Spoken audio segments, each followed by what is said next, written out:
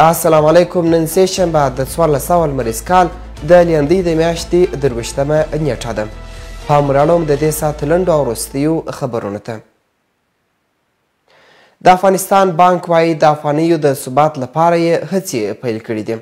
د افغانستان بانک له لوري په خپره سوې اعلامیه کې راغلي چې هڅې یې پیل کړي چې د ډالر پر وړاندې د افغانیو د راکښته کېدو مخه ډپ کړي. سرچینه وایي په همدې تړاو یې جدي اقدامات پیل کړي دي او له بېلو اړخونو سره یې لیدنې روانې دي.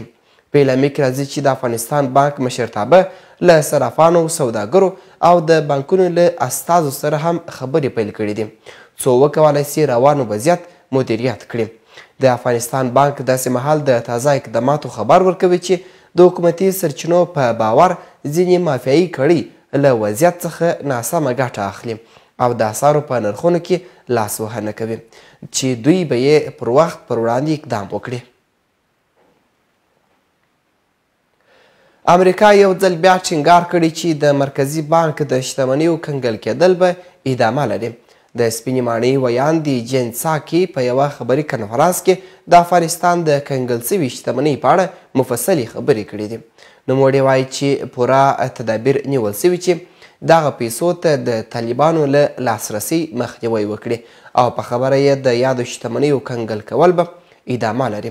هغه وایي داسې ډېر عوامل دي چې له مخې دوی د مرکزي بانک شتمني نسي ازادولی.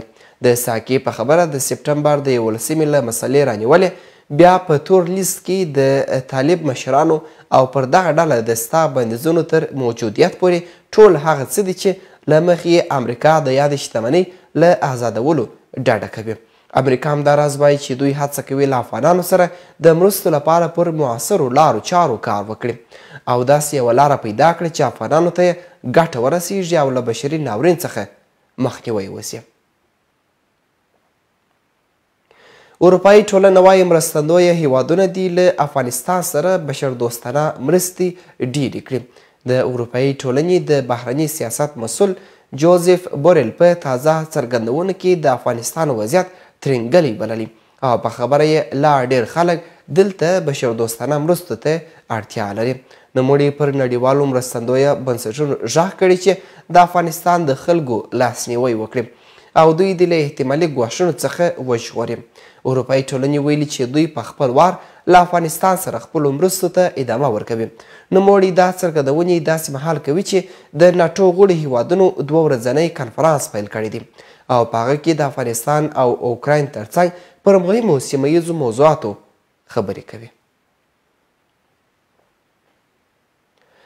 او روسیې د ملګرو ملتونو د امنیت شورا د پرون ورځې هغه پریکړه لیک ویټو کړ چې اقلیمي بدلون یې په رسمي ډول د نړۍ له امنیت سره تړي. دا پریکړه لیک د نایجر او آیرلینډ لخوا وړاندیز سوی و او پکښې له امنیت شورا غوښتل سوي چې د اقلیمي بدلون منفي اغیزې وارزوي. د امنیت شورا د 15 غړو له ډلې 12 هغو دغه پریکړه لیک ته مثبته رایه ورکړه. هند له دې پریکړه لیک سره مخالفت وښود. چین له رایې ورکولو ډډه وکړه خو روسیې چې د ویټو حق لري دا پریکړه لیک رد کړ. دا وه د دې ساعت لنډ او وروستي خبرونه چې ما بریالي فیضي درته وړاندې کړل. تر بیا ښه وخت او ښې چارې.